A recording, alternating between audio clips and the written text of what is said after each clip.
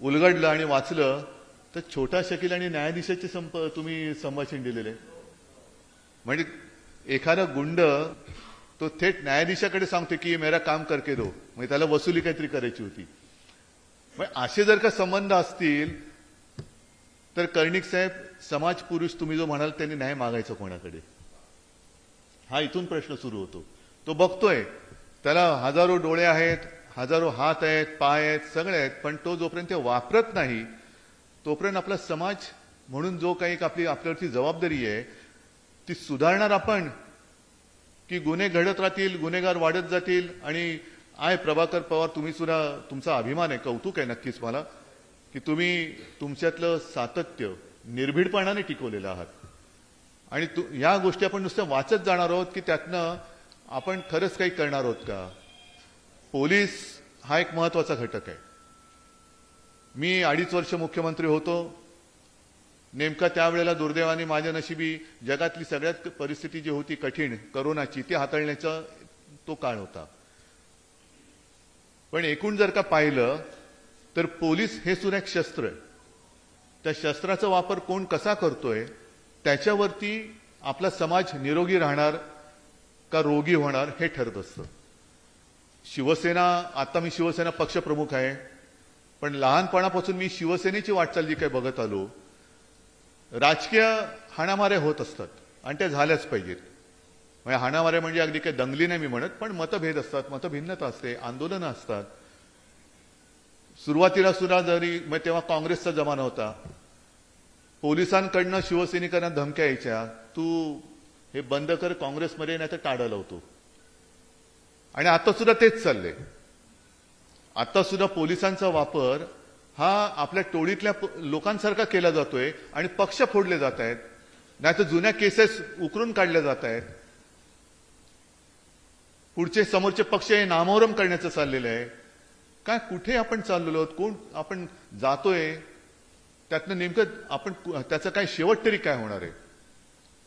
आणि मी मुख्यमंत्री असताना एक गोष्ट माझ्या लक्षात आली की राज्याची स्वायत्तता, जर पोलिसांना फ्री हँड दिलं तर पोलीस चमत्कार करू शकतात. एवढा विश्वास माझा नक्कीच आपल्या मुंबई आणि महाराष्ट्राच्या पोलिसांवरती तेव्हाही होता आणि आजही आहे. हे करू शकतात, पण त्यांना फ्री हँड दिला पाहिजे. पण फ्री हँड न देता तुम्ही नको तिकडे पोलिसांचा बंदोबस्त लावलात, म्हणजे ज्यांना गरज नाही त्यांना संरक्षण, आणि ज्यांना खरोखर टिपायला पाहिजे ते मोकळे फिरतायत. आता 2-3 दिवस आपलं जे एक आंदोलन केलं पाण्यासाठी, इथे सगळे माझे शिवसैनिक बसलेले आहेत. त्या आंदोलन होऊ नये म्हणून किती पोलीस बंदोबस्त होता. अरविंद, तुम्ही पण होतात त्या आंदोलनामध्ये. म्हणजे आपण समाजासाठी जे काय काम करतोय त्याच्यासाठी पोलीस आहेत. आणि पाण्याचं आंदोलन असेल तर ते आंदोलन होऊ नये म्हणून जर का पोलिसांचा वापर राज्यकर्ते करणार असतील तर मग पोलिसांनी काय करायचं, साऱ्या माणसांनी काय करायचं. आणि संजय जी आता आपण म्हणालात, मग साहजिकच आहे, गुन्हेगारी एक असं विश्वास आहे की अरे भाई सगळेजण आपल्याकडे येतात. म्हणजे जो उल्लेख तुम्ही ते सगळे जे काय नावं घेतली, हाजी मस्तान असेल, करीमलाला असेल, हे यांना भेटायला लोक जात होती. पण मला आठवतंय करीमलाला भेटायला शिवसेना प्रमुखांना मातोश्रीमध्ये आला होता. कशासाठी कल्पना नाही, कारण आम्ही तेव्हा शाळेतली पोरं होतो.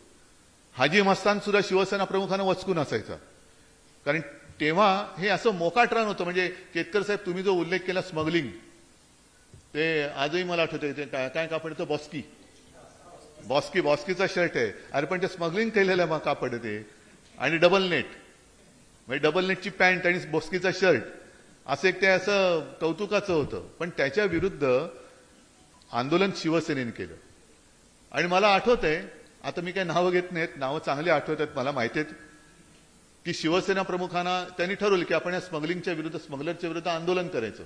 मग काय करायचं, या स्मगलिंग केलेल्या मालाची होळी करायची, मोर्चा काढायचा आणि होळी करायची. झालं, मोठा मोर्चा निघाला. शिवसेनेचा मोर्चा म्हटल्यानंतर मोठा मोर्चा निघाला. शिवसेना प्रमुखांना ज्यांनी माहिती दिली ते पण समाजामध्ये चांगले प्रतिष्ठित होते. त्यांची पण नावं मी मुद्दामून घेत नाही, पण ते नामांकित होते. मोर्चामध्ये सुरुवातीला पुढे होते, मग मोर्चा सुद्धा घोषणा देत पुढे गेला. ते ठिकाण आलं, सगळा तो माल तिकडे रचलेला होता. ती काडी लावायची. शिवसेना प्रमुखांनी बघितलं, हा कुठे गायब, तो कुठे गायब. म्हणजे ज्यांनी जोरात